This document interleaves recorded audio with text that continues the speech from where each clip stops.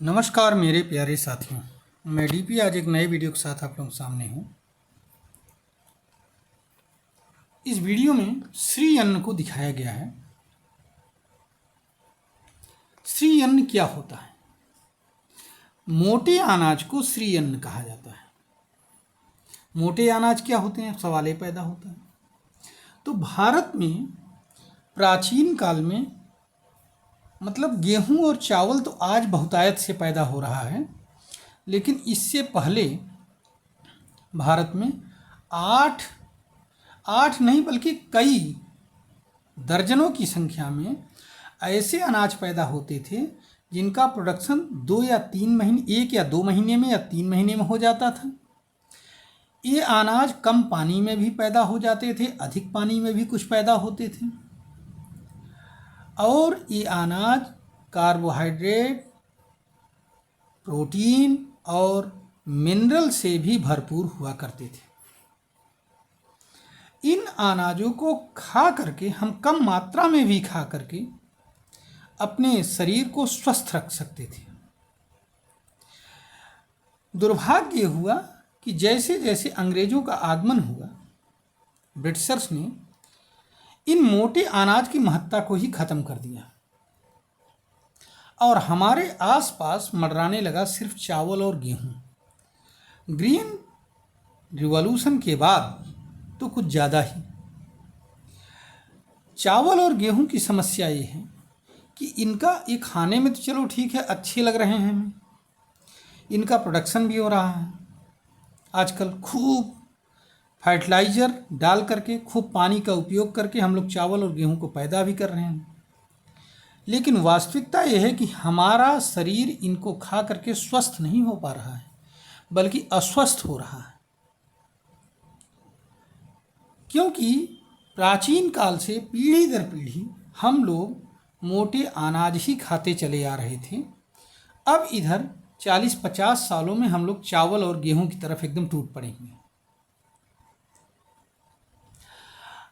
अब सवाल यहाँ ये पैदा होता है कि ये मोटे अनाज कौन कौन से हैं। तो भारत ने 8 मोटे अनाजों को आइडेंटिफाई किया है, मेनली जिनका प्रोडक्शन भी हो सकता है, जिनको हम खा भी सकते हैं आराम से, जिनको हम भेज भी सकते हैं।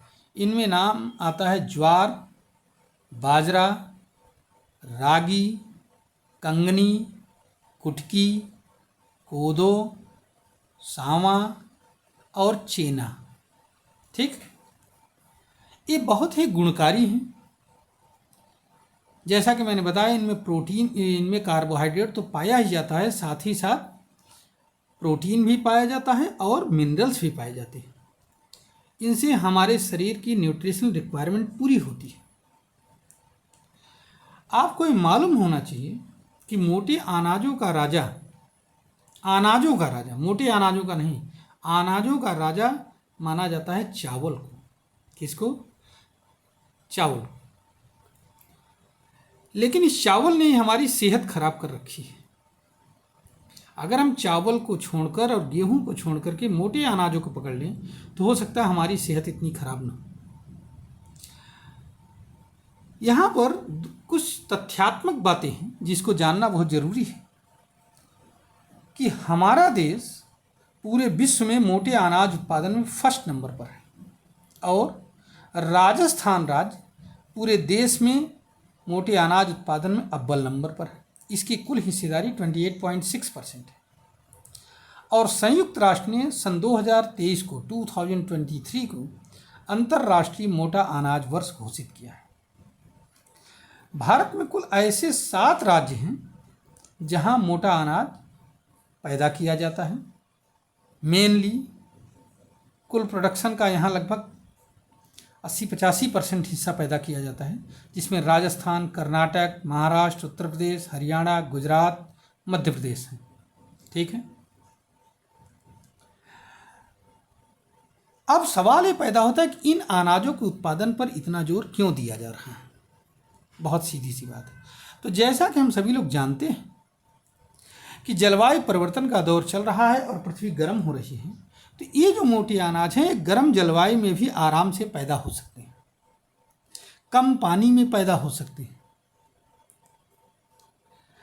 कम खाद में पैदा हो सकते हैं। ये जितने भी मोटे अनाज हैं ये भारत के में पीढ़ियों से पैदा किए जा रहे हैं, इसलिए इन पेड़ों में रोग भी कम लगता है, इन पौधों में। इससे हमें इंसेक्टिसाइड और पेस्टिसाइड का भी प्रयोग कम करना पड़ेगा। इसलिए भारत सरकार इनके उत्पादन को बहुत ज़्यादा जोर दे रही है। और न्यूट्रिशनल वैल्यू तो है ही, जैसा कि हम सभी लोग जानते हैं। न्यूट्रिशनल वैल्यू अगर ना होती तो कोई बात ही नहीं। माना यह जा रहा है कि आने वाले दिनों में अगर हम श्री अन्न का सेवन करना शुरू कर दें तो हमारी बहुत सारी बीमारियां दूर हो जाएंगी। अब इसके लिए स्टार्टअप योजनाएं भी चल रही हैं, जैसे श्री अन्न का बना हुआ पास्ता। मोटे अनाज को ही श्री अन्न कहा जाता है, ध्यान रखिएगा। श्री अन्न का बना हुआ पास्ता, प्रयागराज में इसका बहुत बड़ा सेंटर है और वहाँ से विदेशों में भेजा जा रहा है। इसको मंगाने वाले देश भी, मतलब मोटे अनाज को खाने वाले देश भी बहुत सारे हैं। आजकल तो इनकी बने हुए बिस्किट्स आते हैं जिनको हम बड़े चाव से खाते हैं। माना यह जाता है कि इन बिस्किट्स को खाने से आपका शुगर लेवल कंट्रोल में रहता है। तो कुल मिलाकर के भारत सरकार की ये जो योजना है कि हम मोटे अनाज के उत्पादन को बढ़ाएं, उनके सेवन को बढ़ाएं और कम संसाधन में भी अपने आप को स्वस्थ और फिट रखें, इसकी तरफ हम लोगों को बढ़ना चाहिए। और धीरे धीरे करके हमें इन अनाजों से, जो ये हमारे चावल और गेहूं चल रहे हैं, इनसे अपना पीछा छुड़ा लेना चाहिए। तब तो हम आने वाले दिनों में वैश्विक ग्लोबल वार्मिंग जो हो रही है, इस चुनौती का सामना कर पाएंगे। नहीं तो बहुत मुश्किल हो जाएगा और हो सकता है कि पूरे विश्व में अनाज की बहुत बड़ी कमी पैदा हो जाए। आशा है कि यह वीडियो आपको ज्ञान से भरपूर लगेगा। धन्यवाद, नमस्कार। अगर यह वीडियो आपको ज्ञान युक्त लगे, ज्ञान से भरपूर लगे, तो आप हमारे चैनल को सब्सक्राइब करिए, इस वीडियो को शेयर करिए, लाइक करिए। धन्यवाद, नमस्कार, जय हिंद, जय भारत।